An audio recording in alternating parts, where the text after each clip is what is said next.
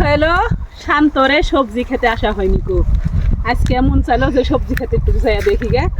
আর দেখছি আসে এই দেখেন কি সুন্দর একবারে পুঁই বিচি, মানে কতক পাকা গেছে কতক জ্বালা আছে, এতই সুন্দর হে ধরিস কি সুন্দর পুঁই বিচি ধরিস।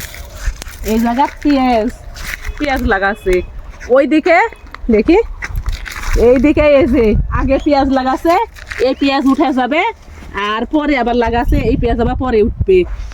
আর এই পেঁয়াজগুলো নো এত সুন্দর হচ্ছে, আমি পেঁয়াজের পাতা লিয়ে যে পুরপুরি করে খাবো কালকে, সেই সুন্দর। আর এইটুক জায়গার ভিতরে দেখেন কত রকম সবজি করে থুছে, তার বলার শেষ নাই।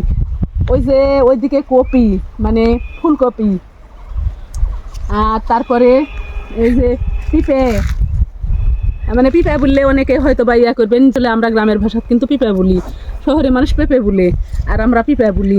এই জায়গায় কিন্তু দেখেন গাছ নাই, আর টমেটো কত বড় বড় এতটুক গাছে এত সুন্দর হয়ে ধরেছে, দেখারই মজা। এই জায়গাতে যে কাঁচা মরিচের গাছ, এখন মরিচ নাই অবশ্য, মরিচ ফুরে গেছে।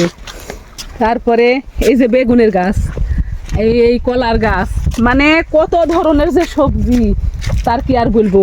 আসলে বাড়ির কাছে এরকম যদি জায়গা থাকে আর সব রকম সবজি করলে কিন্তু হ্যাঁ বাজারে কিনাও লাগে না, আর এরকম বাজারের টাটকা সবজির মতো বাজারে ওইরকম সবজি পাওয়াও যায় না কো। বাড়ির টাটকা সবজি কিন্তু সেই খেতে স্বাদ।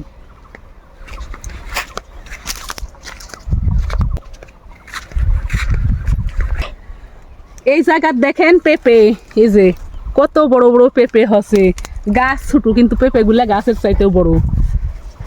আসলে কত রকম সবজি।